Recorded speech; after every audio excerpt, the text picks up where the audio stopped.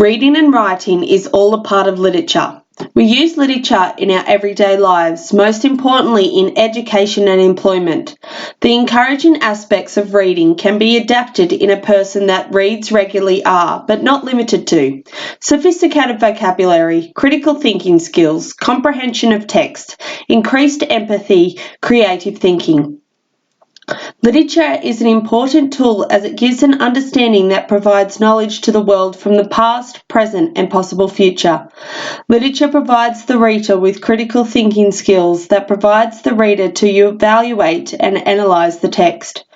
We as readers are able to respond to the text with a form of empathy that enables us to connect from our own personal experiences or those of others. When a reader interprets the text, they are engaging themselves in active learning. This involves an engaging in context, participating, and encourages thought about the topic read. Sorry Day is a book that provides an education on a time in history that we as a country hold great remorse. Through this form of literature, we are able to educate ourselves on what the stolen generation is. We reflect on what the government did at the time and what they are doing now to move towards reconciliation. We are able to gain an understanding on what it was like for a young child to be taken away from their families and the traumatic experience of this. However, what this book is providing the reader is information and knowledge about the past, what the country is doing in the present to reconcile the wrongdoings of the past and look forward to the future for hope and equality. Thinking critically about this literature is a form a judgment which can be complex and hard to make an unbiased analysis. Nonetheless, if the reader can comprehend and understand the text, this is giving an education on the past of Australia that has helped shape us as a nation. Sorry Day is two stories intertwined of two different generations. One is the stolen generation and the families that went through the traumatic experience. The other is Maggie and her mother attending the speech of the Prime Minister of Australia, Kevin Rudd, acknowledging the wrongs of the past and said sorry to the children that were taken from their families. Each page turned is an alternating timeline. Maggie is safe beside her mother, but she is briefly separated from her mother but quickly reunited and given reassurance. However, the other generation were not so lucky as they did not see their families again. The story does not go into what happens next, as that is not necessary, but what is what the government is doing at the moment to start reconciliation. Sorry Day ends with hope, but also a sense of healing for the stolen generation.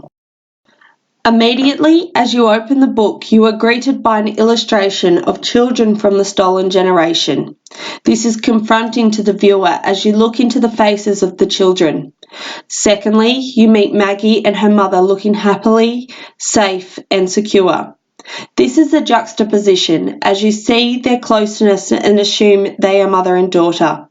The colour techniques used from one page to the other are from one being vivid colour, which is Maggie's generation, to the other being murky colour.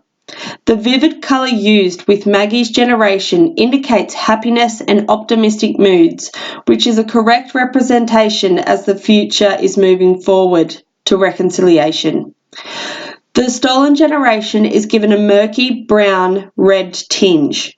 This is indicating that something is wrong, which is also a correct representation of the time, which is dark, wrong, and a horrible time in history.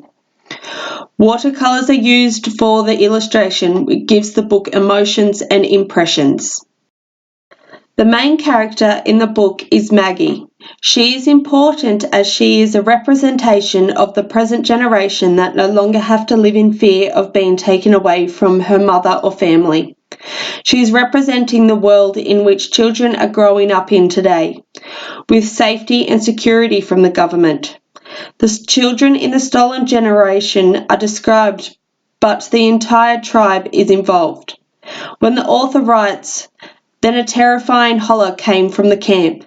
Such, hush children, they're coming. Hide, hide!" You gain a sense of panic. You hear the alarm from the mothers. You place yourself in the camp with them. This is an important sentence as the reader, you can see the distress of the people. The two stories seem to be happening at the same time. One generation is what you can assume the period of 1910 to 1970. Aboriginals are going about their day as they normally would in the outback of Australia. Maggie is attending the speech given by Kevin Rudd on the 13th of February 2008 at Parliament House in Canberra. Maggie's mother said to her, "This is a very special day." The word special is descriptive of how she felt about the Prime Minister saying sorry. It is a happy and joyful day. However, for the other generation, this is not the case. It is given an unsettling feel to it. The colour used in the illustration and the words used give a horrid setting. The children trembled is the last sentence on the page describing how the children felt as they were hiding from the white men. You can imagine the fear coming from the families and the children. This is important as it gives us an account of what it was like for the Aboriginals to be faced with these horrendous circumstances. It gives the reader empathy to reflect on how far we have come on equality as a nation. For the Australian Aboriginal community, there are a range of potential factors that impact on the literacy development.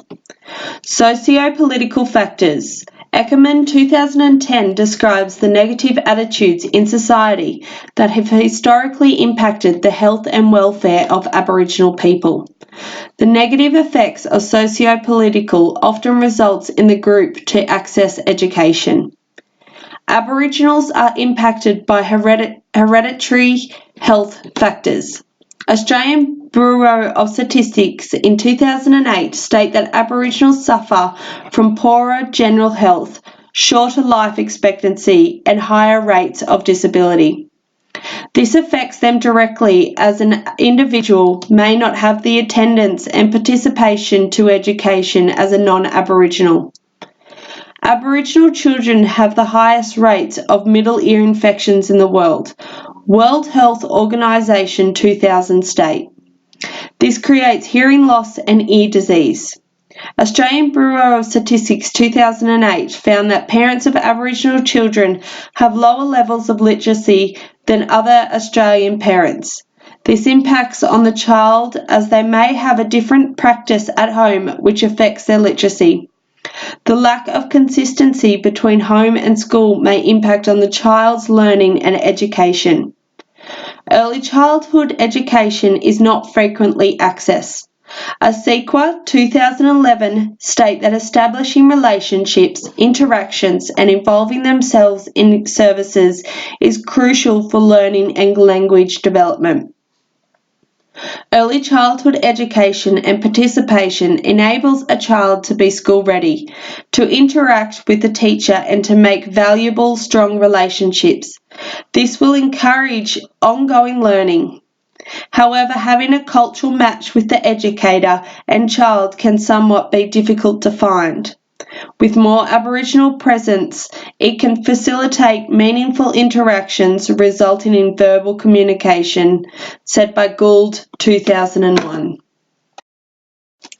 Figure 1. Factors affecting language and literacy development in Australian Aboriginal children by G. Webb 2017.